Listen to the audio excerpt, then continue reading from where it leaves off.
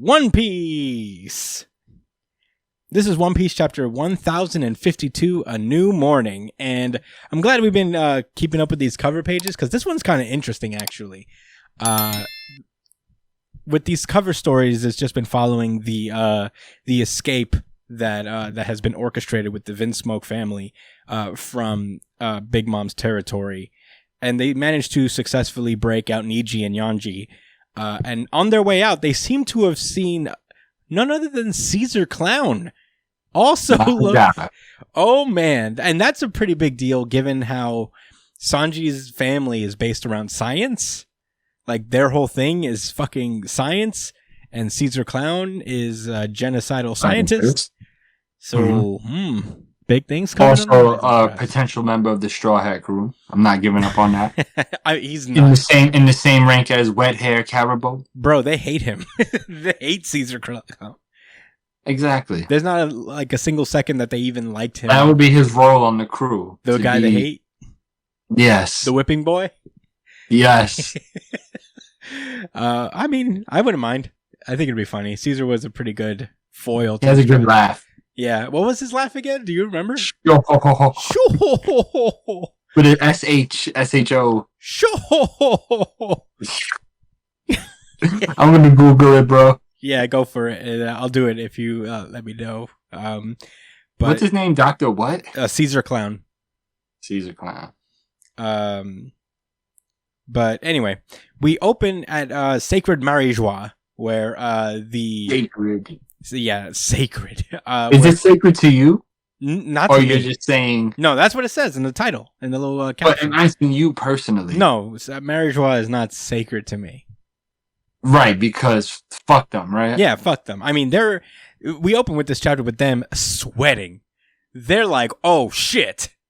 Not only has Nika have descended upon the world, he's taken out 2 of the emperors. Fuck.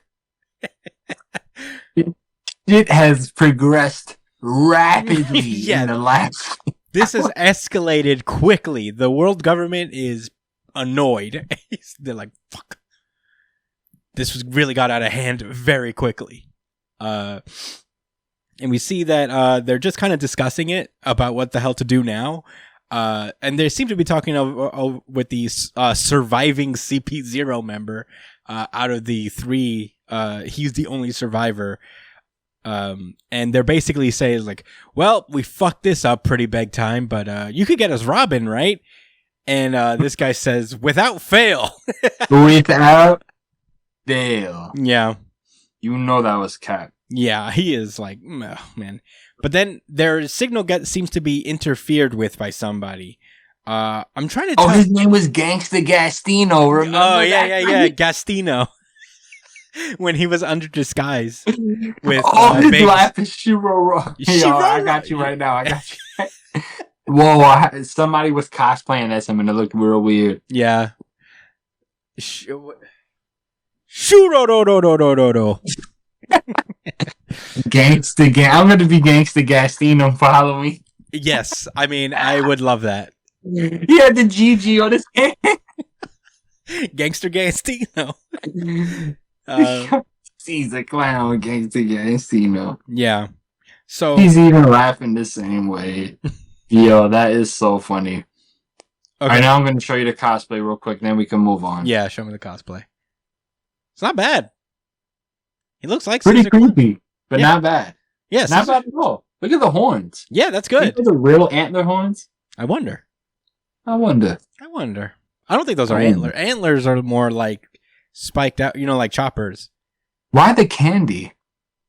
I don't know. Oh, because Sad, he had like that gigantic candy that he would feed, and he would like feed this the kids, get them hooked on drugs. Right. Yeah. They don't like him. We don't want him on the Straw Hats, Josh. He drugs children. I mean, he can be reformed. He is very much has no interest in being reformed. Okay. He's like good where he's at. He has not learned his lesson. Clown, but not Gangsta Gastino. Well, maybe. If he adopts the Gangster Gastino forever, then maybe I'll consider it.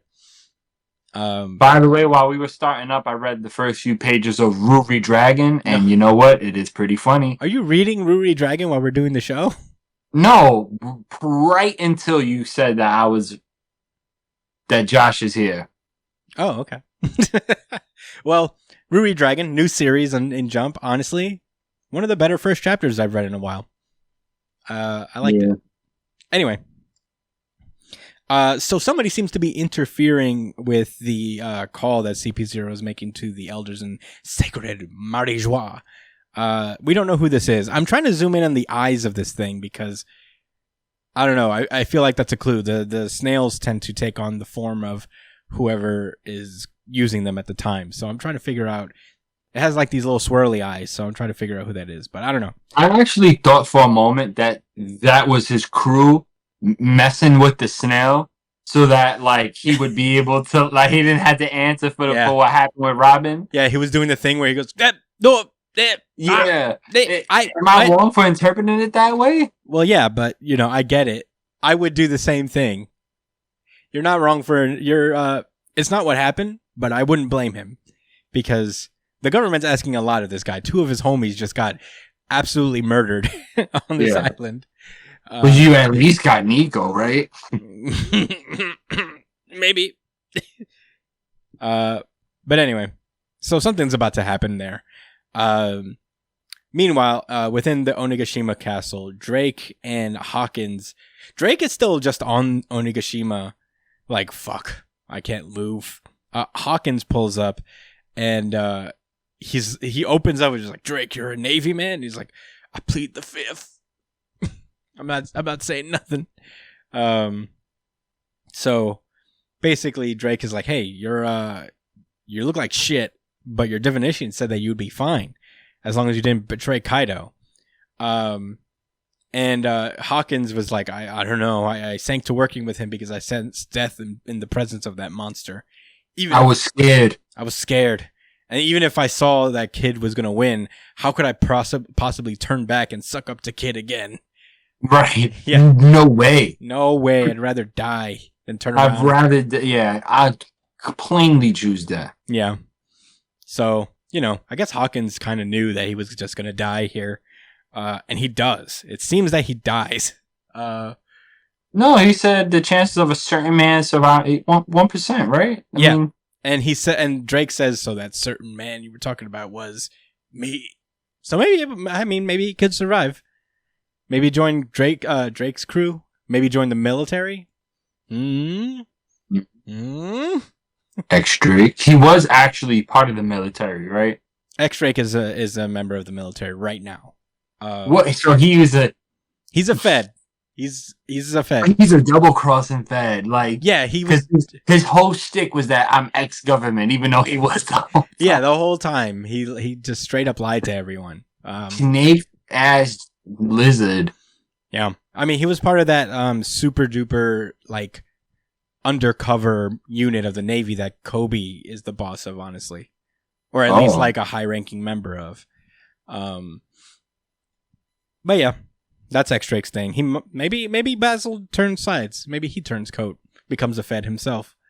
But yeah, he collapses. His fate is unknown to us. If we don't see a dead body, then that means he's alive still. So I can see that. One Piece rules, not mine.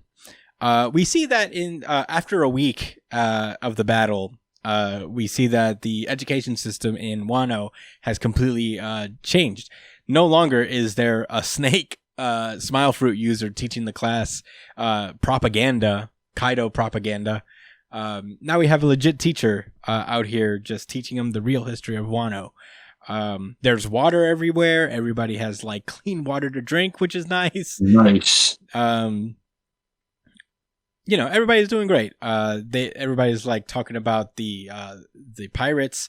There's like they left the country, you know, but I wish I could have seen them. You know, it's I think the Wano people think that the crew left Wano in general, but they're obviously still here. Meanwhile, at the Eternal Graves, we see Kawamatsu and Kanjuro standing beside like this altar. It's confirmed that Ashura and Izo have died in the battle of Onigashima. We've seen Ashura get blow himself up, took one for the team, and I forget what happened to Izo exactly, but I do remember he was very much on his last legs. So they're both dead. Actual casualties in One Piece. Yeah. So there's that. But it's they basically got into like kind of the Samurai Hall of Fame. I think this altar is supposed to be like a very honorable thing for samurai to be like have their weapons placed within. The way that Kawamatsu says that is like kappa pa pa pa pa. I suppose we'll go in here someday too. Onemaru, yeah, the little fox, little scamp. Yeah. Marco made it out of the battle, of course. And they revealed that they'd just been like watching after the Straw Hats while they rested. We cut over to I guess the palace proper. Yamato is announcing that Luffy and Zoro have awakened, and we get a 2-page spread of both of them demanding meat and booze. So the obligatory post-battle food session for Luffy and Zoro. Black celebration. Yeah. Well, it's not the party yet, but they did the same thing on Alabasta. They had like a secret dinner for them. So yeah, they come in. Everybody, the whole crew comes in actually to say hello. Momonosuke tells him not to eat too much because there's going to be a big ass party later, as promised. And Luffy and Zoro have not seen Momonosuke in his adult form, so they're like, "Whoa, you're an adult now." Momonosuke, right, he's only seen him as a dragon. Yeah. Momo tries to be a creepy child towards Nami again, but now that he's an adult, Nami's not playing that shit anymore. Punches him away. And Brook and Sanji get some closure on that front because they've always been jealous because they let things slide because Momonosuke was 8 years old at the time. So they're just like, hey, now you're welcome to the adult world. So that's funny cool. Dynamic. Would be interesting if that continued on the crew. I doubt it will. I doubt it will. Anyway, Yamato seems to like take it to put like trays on Momonosuke's head so he would look like Odin. As like a little gag. It's funny. So yeah, they fight over. Zoro's like, well, I'm not that filthy though, because they all like, you're like, hey, now that Luffy and Zoro are awake, let's go to the baths. And Zoro's like, I'm not that dirty though. And it turns out that Hiyori has bathed Zoro in his sleep, causing Sanji to be pissed. They fight for a while, regular Zoro Sanji shit. We cut to the rock bath inside the castle. The boys are all together taking a bath. Yamamoto included, or Yamato included. And Nami is with the girls and Okiku. Little bath stuff. Tokage Port, all of the ships of the Worst Generation captains have been repaired.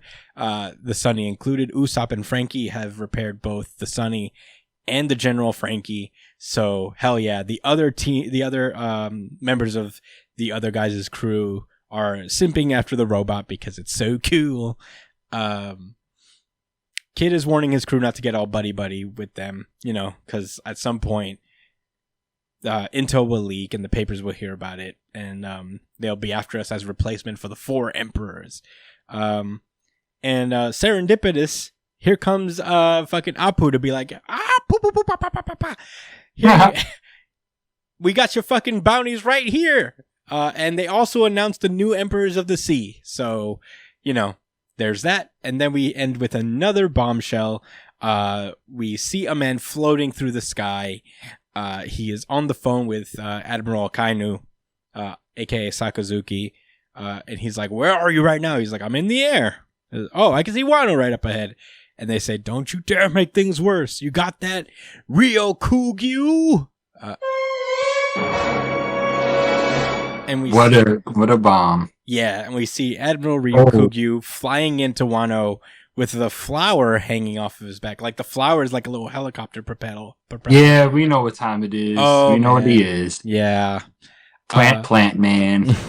Yeah, that's where the chapter ends. Josh, what did you think about this chapter? All right, I'm gonna tell you what I think about this chapter. You get a Red Bull from the store, right? And then you pour it in a glass, a clear glass. And then you get green colored food dye. You put it in there, put like maybe like 2 or 3 drops, and you stir it until it's green. And then you drink that shit. That's Green Bull. Well, there you go. The more you know, I suppose. My actual thoughts, though, I had a couple things on my mind to mention that we were right about. Well, only one thing we were right about, and the other thing I still believe. That's big for us. So, I mean, we're usually wrong about everything. Is a he. Yeah. That's it. The same way this one is a she. Mm-hmm. Plain and simple. To my coworker and anybody else. Yeah, we were right. I don't care what Oda said. He put it right here, plain and simple. Yeah, no, Oda identifies with them as like he and him, and she and she, her and she, her. You know what I mean? The pronouns are different for Yamato and Okiku. That was the thing. What, were people telling us that we were wrong in pronouncing it that way? I've heard a few people saying that we shouldn't. That, man, it was said. Someone told me that they made that Oda made an emphasis to say that like it's a woman. It's just that she thinks of herself as Odin, which to me still doesn't make any sense. Like, she says she is Odin, so that means she's a man. Yeah, no, she identifies as a man. Huh? She identifies as a man, specifically Odin. Well, that as well. Yeah. Even Kaido respects her pronouns. I mean, you can't. Right. I don't know where it's coming from, but worst, this solidified it. If the most evil person in the arc respects Yamato's pronouns, how could you not? What does that say about you? And Okiku's the same. What's funny about that is that like that's like a thing in like samurai culture. Or like Japanese culture in general. Instead of like really outright saying, like stuff that's like said about today about gender, is that they would say that at heart they're a woman, at heart they're a man. That's like the way they would express it back in those days, and that's how Okiku has said it. So it's not like uncommon, I guess, in Japanese culture to like have that. It's weirdly a lot more progressive about it in a way than a lot of people in this country are. And I think that's interesting. That being said, what else did you think about the chapter? I know you had more thoughts. I liked how everything was resolved. I still think Momo should join the crew instead of Yamato, but I'm not gonna, we're not gonna relitigate that one.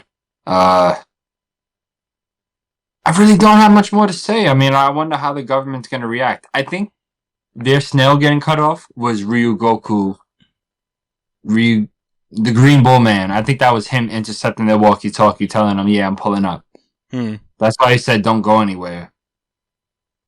Yeah, that makes sense. I think that was him. Maybe his eyes look like that. Maybe his eyes are swirly. Yeah. No, that's a good point. I didn't even think about that. It's like a unique characteristic, and that's something that Admiral would have. Just random, like random swirly eyes. Yeah. It has no eye jutsu or nothing like that. It just is. Yeah, it just looks like that. Hawkeyes are like that, kind of. So. Yes.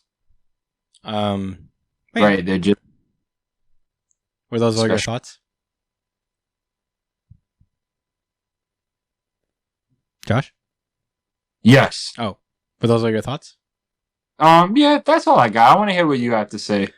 Oh man, I'm excited. I feel like we're very close to the point where Oda is going to take a break. Towards the end of June, he's going to take like about a month. So there's still more. This wasn't the last chapter before the break. I think 1 or 2, and then it's a break. Let me see, because he's supposed to take it on the 27th, which is probably the 6th on our time, 26th on our time. So we still got this coming chapter that's coming later this Sunday, and maybe one more after that, and then One Piece is off till the end of July. So, yeah, I mean, I don't know what cliffhanger is going to leave us on, but I'm excited to see it. This is a common thing in, especially like there's at the end of like really major arcs where an admiral will show up and just kind of be the baseline for what's to come in terms of strength for the Straw Hats, because we saw it with Aokiji, and he was kind of like a marker for like here's the difficulty level that you are now crossing into, and then we moved into Fujitora, who is now this is post Dressrosa what you're going up against and how strong you have to be. Ryukugyu might be the strongest admiral, seeing as how he's like the last guy we get to see. We know Kizaru's and Fujitora's capabilities. Yeah. But yeah, I feel like this is going to be a good marker to see like how strong the Straw Hats have to even get to proceed on to Elbaf and so on and so forth. So I'm excited to see. Unless Luffy takes him down right here, and this is the first admiral that goes down. But who knows at this point? Either way, there's a lot of stuff. And he's pulling up to Wano like he's... Oh, yeah. Like a whole country, bro. I don't think he's here to fight. Yeah. I think he's here to have a conversation. I don't think he wants that work, yo. Yeah, I wonder. Because it's... Because you get Luffy and Zoro, I mean... nobody else is frail. Yeah. I mean, also, like, the world government is very hesitant on doing anything to Wano at this point. So I can't imagine that, like, Ryukugyu is going in there to cause a major amount of trouble. I don't know. Maybe he's just like going to see if he can find Luffy at that point, but... Yeah, maybe he wants to tell him about something going on. Maybe he's going to say, hey, man, that red hair guy, he just got killed by Blackbeard. Yeah. Imagine he dies off screen. No way. No way. Yo. People will really, really have a reason to hate Blackbeard. Yeah. If Ace wasn't enough. Yeah. And releasing San Juan Wolf, that was pretty bad. That's pretty bad, among others. That was pretty bad. They got Pizarro out. Nah, the other people, it's whatever, man. They got some people out, but San Juan Wolf, bro, he attacks countries, he attacks nations, and he walks on the seafloor. He doesn't need a boat. No, not at all. He just walks. He just walks. He doesn't care what's down there. Yeah. He doesn't give a fuck.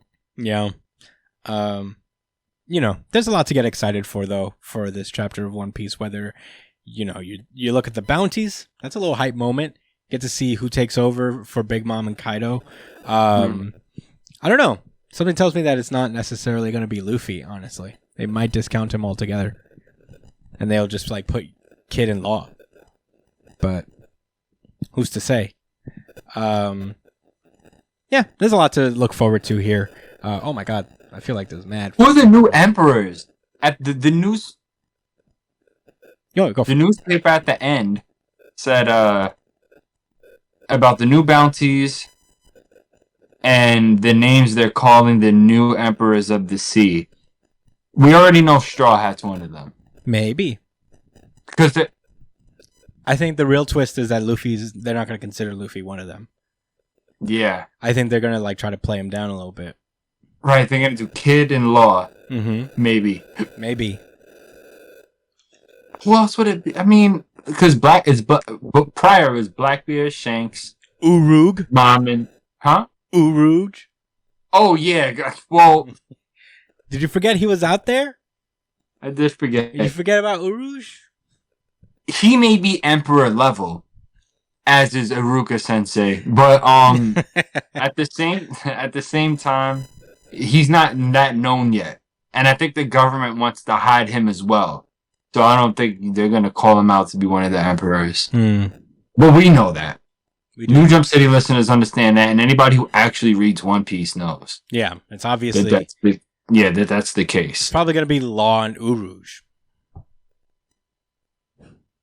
No, all seriousness, if they do that, it'll probably be Kid, Law, Shanks, and Blackbeard. Yeah, they're gonna keep it at 4, right? They're not gonna make multiple, right? No. I mean, there's no rule saying that there has to be more, but I just feel like that's cleaner. Like they're just two dropped out, so two are being replaced. Yeah. And if they leave out Luffy, it's probably going to just be Kid and Law. Well, the thing is about like Luffy is he's considered the 5th already, so maybe they will just call it the 5. Oh, he's already considered a. Remember back after after when he pulled up to Big Mom's island and caused wreck and got out scot-free? Yeah. He did. Yeah. He did. Yeah. But hyped about a lot of stuff in One Piece coming. Post Wano is upon us. Mad information is about to drop, provided the Ryukugyu stuff doesn't like provide a kind of like a detour before we get a lot of information as to what to happen out in the outside world.